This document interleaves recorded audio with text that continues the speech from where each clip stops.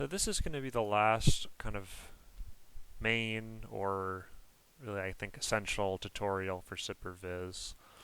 I'm going to post, I think, some more videos just showing a few additional features and covering some more of these plots. But this video is just going to combine most of the features that we've learned and show how we can use them in, say, one of the more, slightly complex situations we might have with our data, our Sipper data. Okay, so I'm going to load these files, just most of these example, or all of these example data files except the ones I created in this series.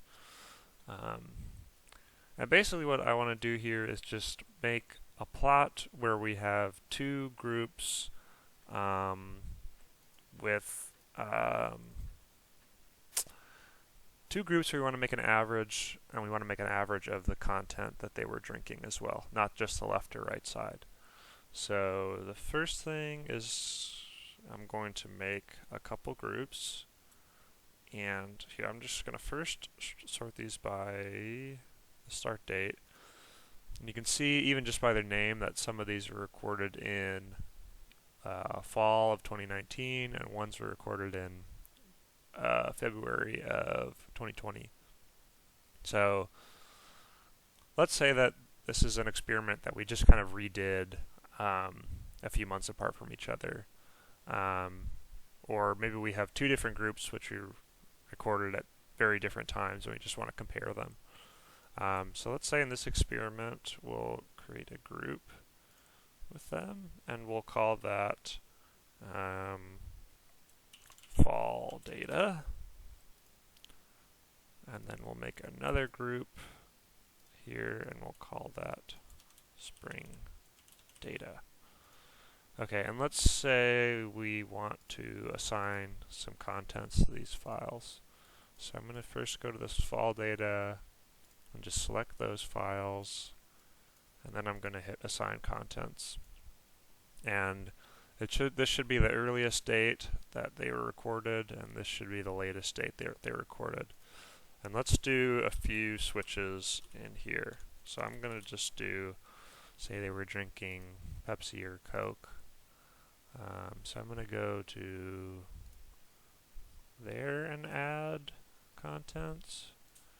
I'm going to switch it around and then go out to here, switch those around, add contents, or add them here. I'm going to switch it one more time, and this will be for the duration of the experiment. And I'll just put it out here. It doesn't matter, you don't have to get the exact date. And yeah, I'll switch it back and add. So yeah, we had two times when we switched the bottles over the course of this experiment. I'm just going to hit assign, and that worked. Okay. Okay, and then I'm going to do a similar thing for these ones. But let's say we only did one switch here. Oh, let me delete that. So I will just make it until the end of February, and then I'll switch it, switch those, go into March, and add that. Okay, and then I'm going to assign those contents. And note that these files, some of these had this duplicate index issue, which I covered in an earlier video. So that can affect assigning contents, but it just happened to work out fine here. So yeah, just so you know. Okay, I accidentally sorted them, so I'm going to just sort by date again. Okay, so now let's see what we need to do to make this plot. Let's go to the drink settings. I don't care about the left or the right, because yeah, the liquid was changing in these files from left to right, but I am going to say show contents. So I'm going to go to contents window, and yeah, Pepsi and Coke, that's fine. Groups, fall data and spring data are selected, so it's going to should make each of these liquids for each of these groups make a curve. So we should get 4 lines. And And last thing, we should check the averaging settings. So again, these files are created at different times, or recorded at different times. So we can't do this absolute time one. We can do relative or elapsed. Let's do relative just to show that we can preserve some of the circadian information. And the bin size of 4 hours is fine. And we'll do standard error. So, and let's just do drink duration and create that plot. So, yeah, this worked. It's very weird plot, but yeah, actually this can be a thing with the drink duration sometimes, because I feel like you get sometimes way more extreme values in the duration. So let's just try the count, and that looks a little more interpretable. Yeah, so I think you can still kind of see there's some spikes at night in general, which is good. That's kind of what we expect. Probably that if they didn't care about what's in either bottle, they'd still be drinking more at night than during the day, because they should be more active.